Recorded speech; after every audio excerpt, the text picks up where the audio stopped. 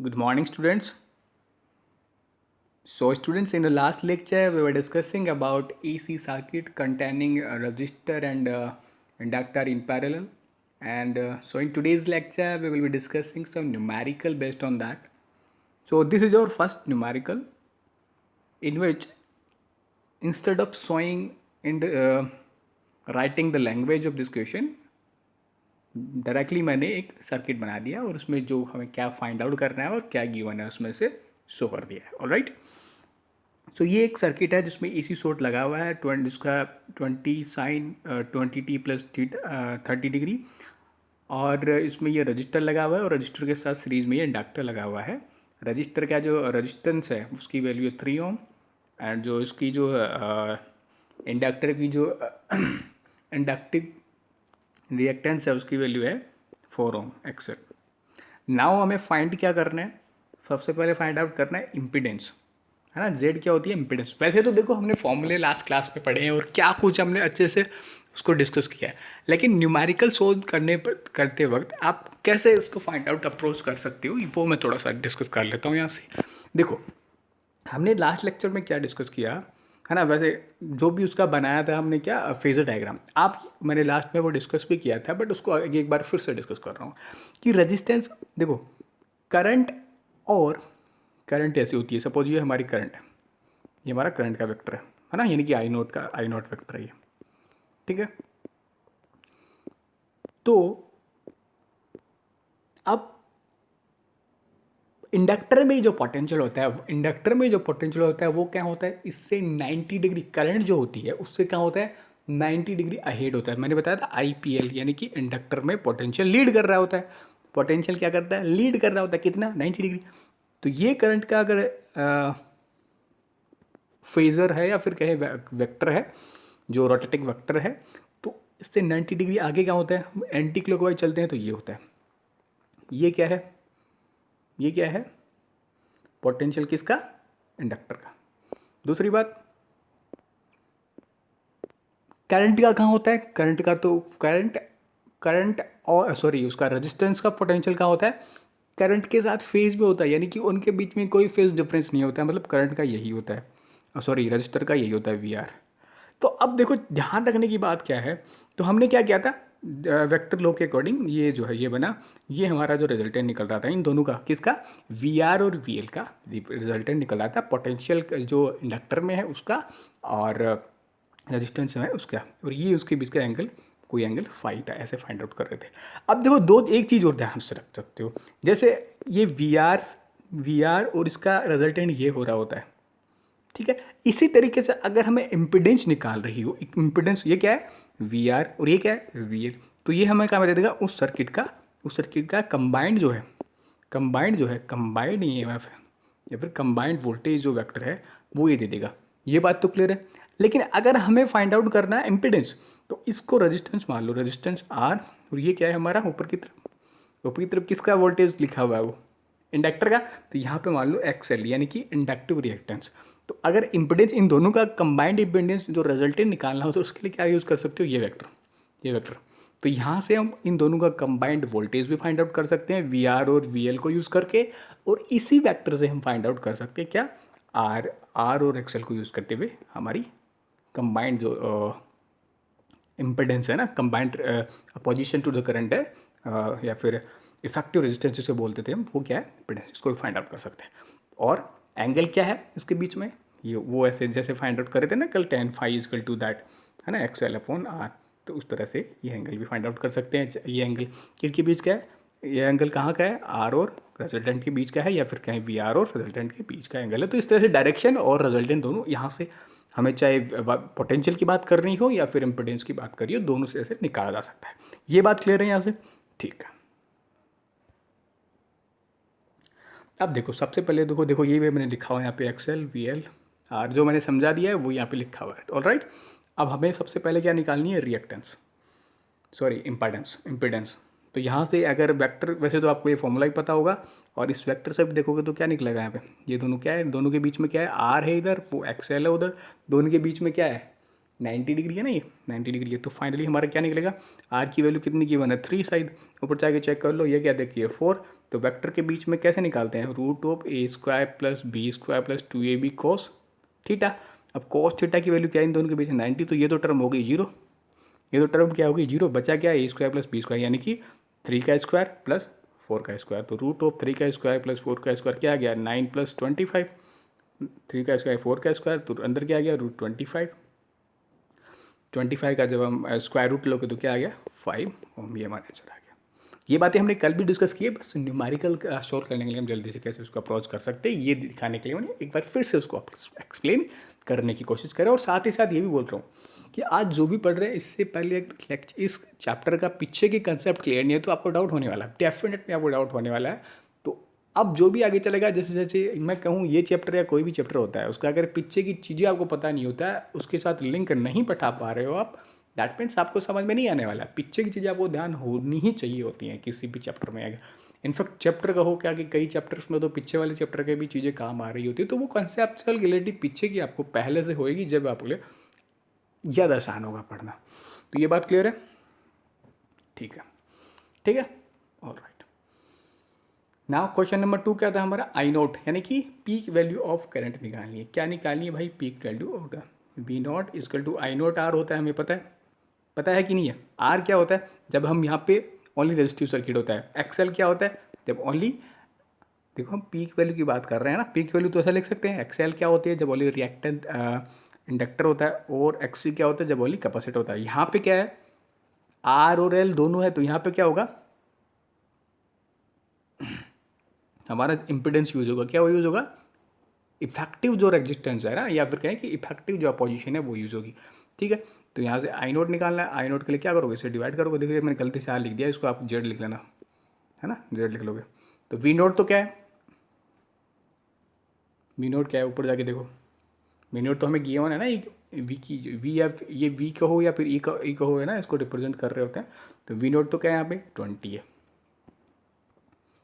20 है। और आर क्या, जेड क्या गया हमारा 5 आ गया। इसको ये जेड है, इसको कट कर लेना, ठीक है। तो फाइनली क्या आ गया हमारा 4 एम्पियर, क्या आ गया 4 एम्पियर, ठीक है, कोई दिक्कत नहीं है। नाउ थर्ड क्वेश्चन क्या था, root mean square value of current यानी कि I R M S. I R M S क्या होती है, I naught by root two, I naught by root two कहाँ है, अच्छा ये I naught by root two. I naught की वैल्यू क्या आ चुकी है 4, रूट टू नीचे करो क्या। अब इसको सोल्व कैसे करते थे, वो सोल्व करने के लिए क्या करो, ये रूट टू है ना, तो ऊपर नीचे रूट टू से मल्टीप्लाई कर दो, root two divide by root two. तो क्या आ गया, रूट टू और रूट टू क्या हो गया, रूट टू का स्क्वायर, मतलब क्या हो गया 2, 2 आ गया नीचे, ऊपर क्या है रूट टू, नीचे क्या आ गया 2 आ गया, क्या आ गया 2, तो 2 से 4 कैंसिल हो गया 2 टाइम्स, तो क्या आ गया 2 रूट टू, तो 2 रूट टू एम्पियर हमारा आंसर आ गया। वी नोट, वी नोट तो भाई गिवन ही है 20 साइन 20 टी प्लस 30, मतलब वी नोट क्या है, ये तो है पीक वैल्यू वोल्टेज की, तो 20 आ गया। वी आर एम एस निकालनी है, तो वही V naught upon root two, तो 20 अपॉन रूट टू, ऊपर नीचे मल्टीप्लाई करो, root two upon root two, ये बन गया 2, तो 2 से 10 टाइम्स कैंसिल, तो 10 रूट टू आंसर आ गया। अब देखो कुछ इंपॉर्टेंट चीज़ें आएंगी, अब जो आने वाली है दीज आर इंपॉर्टेंट ना, वो थोड़ी सी कन्फ्यूजन क्रिएट करती है, तो ध्यान से इसको सुनिएगा। आईटी, आईटी का क्या मतलब है कि करंट की क्वेश्चन लिखो भाई इस कंबाइंड के लिए, जो ये लगा हुआ है रेजिस्टेंस, फिर ये लगा हुआ है ये, इसमें हमें इसकी तो क्वेश्चन गिवन है, ई नोट जो भी ऊपर गिवन है, E naught sine omega t plus 5 है ना, हमें यहाँ से करंट की फाइंड आउट करनी है इस कंबाइंड के लिए, किसके लिए, कंबाइंड के लिए, ठीक है। तो इसकी मैक्सिमम वैल्यू तो क्या होगी भाई, आई नॉट, आई नॉट की आई नॉट तो हम फाइंड आउट कर चुके हैं, क्या लिखोगे, I is equal to I naught sine of, अब वो जो भी फेज आएगा उसके खास से देखना पड़ेगा। तो आई नॉट की वैल्यू तो ऊपर फाइंड आउट कर ली हमने, देखो क्या है, आई नॉट की वैल्यू तो फाइंड आउट कर ली, क्या है 4 एम्पियर है, ठीक है, ठीक है भाई, ठीक है, ठीक है, आई नॉट। अब देखो इसको थोड़ा देखते हैं, ऊपर चलते हैं एक बार, ये देखो, देखो ये हमने जो फाइंड आउट किया ये क्या है, वोल्टेज है ना, जो resultant maximum resultant voltage vector rotating vector होता है, या फिर वोल्टेज का फेजर है ये, और करंट का फेजर हम कहाँ मानते हैं, ये करंट का फेजर है, और ये रिजल्टेंट ये किसका है, इंडक्टर का, और ये इंडक्टर का वोल्टेज का ये है, और रेजिस्टेंस के वोक्टर का ये है, और रिजल्टेंट ये है। यानी कि जो हमारा पूरा डायग्राम है, ये जो भी वो सर्किट डायग्राम गिवन है उसके लिए कौन सा है, ये, और उसके लिए करंट कौन सी है, ये। यहाँ तक की बात क्लियर है। अब देखो, वैसे तो आप डायरेक्टली क्या लिख रहे हो, तो टेन फाई, ये अगर फाई एंगल है तो tan phi is equal to XL by R, ऐसे कल हमने ये फॉर्मूला देख चुके हैं। क्लियर है बात, ठीक है। अगर वैसे भी अगर आपको अगर फॉर्मूला ध्यान में नहीं हो तो देखो, ये ट्रायंगल लगा लो, यहाँ से एक परपेंडिकुलर डालो तो ये 90 हो गया, और टेन टेन थीटा की वैल्यू, टेन फाई एक सपोज करो यहाँ पे, तो टेन फाई यानी कि टेन थीटा की वैल्यू क्या आएगी, क्या होती है, परपेंडिकुलर अपॉन बेस। परपेंडिकुलर क्या है इसमें, ये जो इस थीटा के सामने का हो, यानी कि, और ये वैल्यू क्या है, ये वैल्यू क्या है, एक्सएल, ठीक है ना, एक्सएल तो है ये, देखो एक्सएल है, और नीचे वाली क्या है, आर, तो ये आ गई, तो फाई की क्या आएगी वैल्यू, एक्सएल अपॉन आर। बाकी इसको मैंने लास्ट लेक्चर में डिस्कस किया है कैसे फाइंड आउट करते हैं। तो टेन फाई की वैल्यू आप निकालनी है ना, तो टेन फाई की वैल्यू कल के लेक्चर में देखोगे तो एक्सएल अपॉन आर आई थी।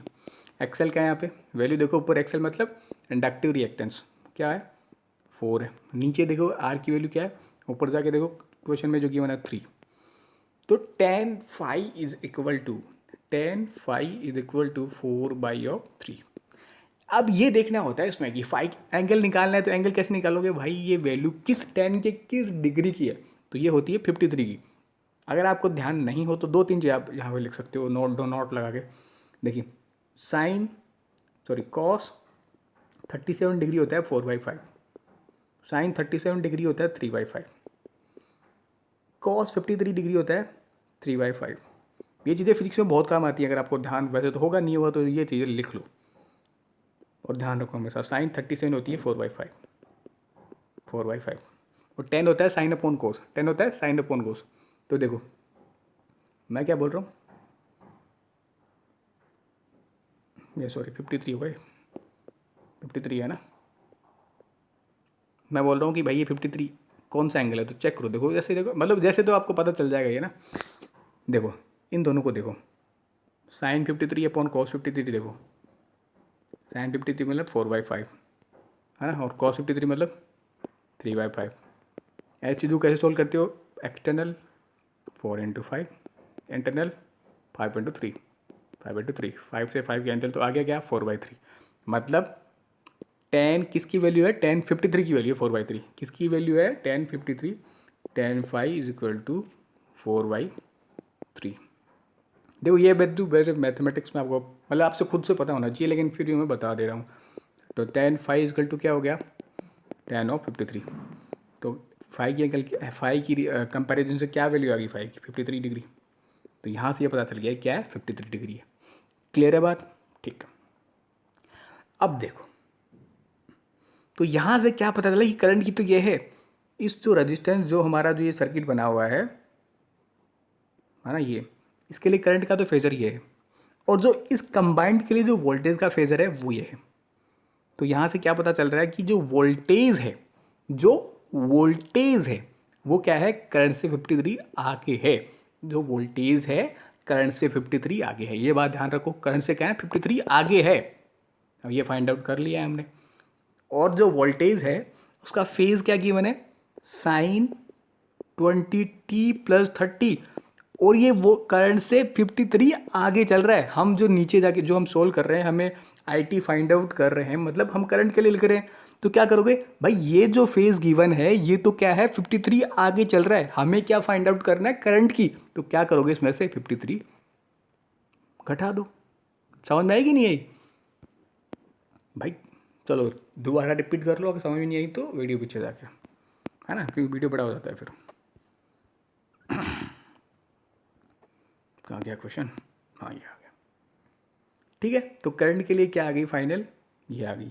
क्यों आई, कैसे आई, मैं डिस्कस कर चुका हूँ। ये बहुत कन्फ्यूज हो सकते हो इसमें, लेकिन कुछ भी कन्फ्यूजन है तो आप पूछो, नहीं तो आप वीडियो को 2-3 बार देखो, जहाँ पे जिस जगह भी आपका क्वेश्चन है, डाउट है, और फिर भी डाउट है तो आप पूछ सकते हो, बिना किसी हेजिटेशन के आप पूछ सकते हो। ये हो गई ये बात। अब नेक्स्ट क्वेश्चन क्या है, वी आर टी, इसका क्या मतलब है कि भाई जो ये सर्किट बना हुआ है आपका ऐसे, इसमें किसी टाइम टी पे इस रजिस्टर से कितना पोटेंशियल फ्लो हो रहा है, कितना पोटेंशियल उसमें है ना, रेजिस्टेंस का पोटेंशियल किसी टाइम टी के लिए क्या होगा, ये बात हमें देखनी है। देखो करंट के लिए इक्वेशन ये आ चुकी है, करंट के लिए इक्वेशन ये आ चुकी है, इसमें कोई डाउट हो तो आप देखो अच्छे से। अब देखो रेजिस्टेंस में कैसे लिखते हैं, आई नॉट आर, ऐसे लिख रहे होता है ना, जो मैक्सिमम वैल्यू है तो पीक वैल्यू है उसको ऐसे लिखते हैं आई नॉट और आर। कंबाइंड के लिए क्या लिखा था, आई नॉट जेड, तो इसके लिए क्या लिखोगे, I naught R. Resistance only resistance की बात कर रहे हो तो क्या लिखोगे, आई नॉट आर। ठीक है, आई नॉट की वैल्यू क्या है 4, आर की वैल्यू क्या है ऊपर जाके देखो 3। यहाँ तक बात क्लियर है। अब फेज लिखना है, अब हमें फेज लिखना है, तो ये तो 4 × 3 हो गया। अब फेज लिखना है हमें। एज वी नो कि रेजिस्टेंस में क्या होता है, करंट और पोटेंशियल दोनों एक ही फेज में होते हैं, दोनों एक ही फेज में होते हैं। तो हमारे सर्किट में जो हो रहा है, करंट कौन से फेज में फ्लो हो रही है, इसमें। तो जिस फेज में हमारे सर्किट में करंट फ्लो हो रही है उसी फेज में क्या होगा, रेजिस्टेंस में वोल्टेज होगा। तो 20t + 30 - 30 सेम रहेगा। क्लियर है बात, ठीक है, सेम रहेगा, क्लियर है बात, ठीक है, ऑलराइट। तो ये आ गया हमारा फाइनल, इसको एड कर लो तो ये जो भी आ रहा है वो आ गया, ठीक है। अब इंडक्टर में पोटेंशियल किसी टाइम पे, तो उसके लिए क्या करोगे, आई नॉट एक्स एल, तो आई नॉट की वैल्यू 4, एक्स एल की वैल्यू 4 है, ऊपर जाके देख लो। अब फेज़ की चेक करो, फेज़ की चेक करो। हमें क्या पता है कि इंडक्टर में तो क्या होता है, इंडक्टर में क्या होता है, पोटेंशियल है वो लीड करता है 90 डिग्री करंट से, पोटेंशियल है वो लीड करता है 90 डिग्री करंट से। तो हमारे सर्किट में करंट कौन सा फेज से का फेज क्या है करंट का, ये है, ये है, ऑलराइट, दिस इज, ये है। तो अब हमें किसके लिए लिखना हो रहा है वोल्टेज, इंडक्टर के लिए। तो इंडक्टर के लिए क्या होगा, 90 डिग्री आगे होगा फेज, 90 डिग्री आगे हो तो 90 डिग्री ऐड हो जाएगा इसमें। देखो 90 डिग्री ऐड हो गया और ये हमारा आंसर आ गया। क्लियर है। तो देखो यहाँ तक मैं वैसे तो और न्यूमेरिकल सोल्व करने वाला था, बट मैंने एक ही किया आज, है ना, कल नेक्स्ट एक और क्लास में कर लूँगा। लेकिन इसमें कोई भी डाउट अगर हो तो आप पूछे, बिकॉज यहाँ से अगर डाउट रह जाता है, बिकॉज अगले वाले को अगर सॉल्व करूँगा तो सेम ऐसे ही है, तो टाइम ज़्यादा चला जाएगा, इसलिए मतलब एक लेक्चर और ले लूँगा इस पर। यहाँ तक कोई डाउट है तो पूछो, देखो क्योंकि लास्ट वाली ये जो 3 इक्वेशन है ना, इसमें डाउट हो सकता है। देखो हमने सबसे पहले किया क्या, इम्पिडेंस निकाल ली और हमें ये सर्किट गिवन था ऐसा। हमने क्या किया, मैक्सिमम वैल्यू तो हमने निकाल ली, मैक्सिमम वैल्यू को तो क्या निकालना होता है वैसे निकाल लिया हमने। हमें किसका इक्वेशन दी गई थी, पोटेंशियल की इक्वेशन दी गई थी, ऐसे कुछ जो भी थी। हमें पहले क्या लिखनी थी, सर्किट के लिए करंट के लिए इक्वेशन लिखनी थी, कंप्लीट सर्किट के लिए करंट के लिए इक्वेशन लिखनी थी, ऑलराइट, करंट के लिए इक्वेशन लिखनी थी। तो करंट तो क्या है, ठीक है, करंट क्या है, सीरीज में, इस सीरीज है तो सारे में करंट वही फ्लो हो रही थी जो ये आएगी। सबसे पहले क्या करें हम, इस पोटेंशियल से करंट के लिए इक्वेशन निकाल लो, ये बात क्लियर है, पोटेंशियल से करंट निकाल लो। तो करंट निकालने के लिए क्या लिखोगे, I = आई नॉट की वैल्यू तो आ गई थी, हमें इनिशियली फाइंड आउट कर ली वो इम्पिडेंस निकाल के। अब फेज़ की देख रहे थे, तो कंप्लीट सर्किट के लिए जो इफेक्टिव जो था ये जो यहाँ से हमारा सोर्स लगा हुआ था उसकी इक्वेशन गिवन थी। अब हमें क्या, हमने जो फेजर से देखा कि भाई हमारा जो ये आ रहा है, फेजर में जो ये आ रहा था ई, वो हमारी करंट से 53 डिग्री आगे चल रहा है, हमारी करंट से 53 डिग्री आगे चल रहा है। ये कहाँ से पता चला, हमने फेजर से पता चलाया। तो हम इक्वेशन लिखते वक्त क्या करेंगे, जो भी इसकी जो इक्वेशन गिवन थी उससे 53 आगे आगे हम पीछे कर देंगे। क्यों, क्योंकि फेजर से हमें पता चल गया कि जो पोटेंशियल है वो 53 के आगे 53 डिग्री आगे चल रहा है और हमारी करंट तो 50 डिग्री पीछे है उससे, तो हमारी करंट 53 पीछे कर ली इसे। ये तो गिवन था, हमें ये 53 पीछे कर दिया। अब ये बात क्लियर है। अब आगे हमने लिखा रेजिस्टेंस में पोटेंशियल, तो देखो करंट तो क्या है, सीरीज है तो सारे में सेम ही करंट फ्लो हो रही है ना, सीरीज में करंट की वैल्यू सेम होती है, तो वही हो रही है। तो मतलब करंट का फेज तो सेम ही है उसमें, करंट का फेज तो सेम ही है, करंट का फेज तो रेजिस्टेंस के लिए भी वही है, पोटेंशियल और इंडक्टर के लिए भी वही है, तो मतलब करंट वो है। ठीक है, तो रेजिस्टेंस के लिए पोटेंशियल लिखने वक्त क्या करोगे, हमें पता है, हमें हमें पिछली जो क्लासेस पढ़ी है उसमें पता है आई नोट आर तो क्या हो गया, उसका मैक्सिमम वैल्यू हो गया। फेज लिखते वक्त ध्यान रखेगा ना कि भाई जो करंट फ्लो हो रही होती है रेजिस्टेंस में, और जो उसमें जो पोटेंशियल होता है वो सेम फेज में होते हैं। क्या होते हैं, सेम फेज में होते हैं। तो रेजिस्टेंस में करंट तो इसी फेज में हो रही है, बिकॉज उसमें तो सीरीज में तो करंट तो सेम ही फ्लो हो रही होती है ना। जो मेन फ्लो हो रही होती है सर्किट में, वही उसमें जा रही होती है। ठीक है, तो इसका सेम ही क्या होगा, सेम ही क्या होगा इसमें, फेज सेम होगा। लेकिन जब हम इंडक्टर की बात कर रहे होते तो हमें पहले से पता है कि इंडक्टर में क्या होता है, जो करंट उसमें फ्लो हो रही होती है उससे 90 डिग्री आगे हो रहा होता है पोटेंशियल। पोटेंशियल क्या हो रहा होता है, जो करंट उसमें फ्लो हो रही होती है उससे 90 डिग्री आगे होता है, अहेड होता है। आईपीएल मैंने बताया था कि इंडक्टर में पोटेंशियल लीड करता है 90 डिग्री से। सो करंट की तो क्या थी, ये फेज ये थी। आई नोट एक्सएल मैक्सिमम वैल्यू तो हमने फाइंड आउट कर ली पी की वैल्यू तो, लेकिन जब फेज लिख रहे थे तो करंट की तो ये फेज थी। बट उसमें हमें पता है कि जो क्या होता है, उसमें जो पोटेंशियल होता है वो 90 डिग्री अहेड होता है, तो इसमें 90 डिग्री हमने ऐड कर दिया। ठीक है, तो इसको अच्छे से 2-3 बार इसको देखना, कुछ भी समझ में आए तो, नहीं आए तो 2-3 बार उसको खुद से सॉल्व करने की कोशिश कर रहे हैं। और बाकी नेक्स्ट लेक्चर में 2 न्यूमेरिकल हम और डिस्कस करने वाले हैं इसके रिलेटेड, है ना। करना मैं इसी में चाहता था बट सोचा कि थोड़ा कन्फ्यूजन हो सकती हो, तो पहले इसको डिस्कस कर लो अच्छे से, नेक्स्ट में हम उसको फटाफट डिस्कस कर लेंगे। All right, so that's it for today, thank you.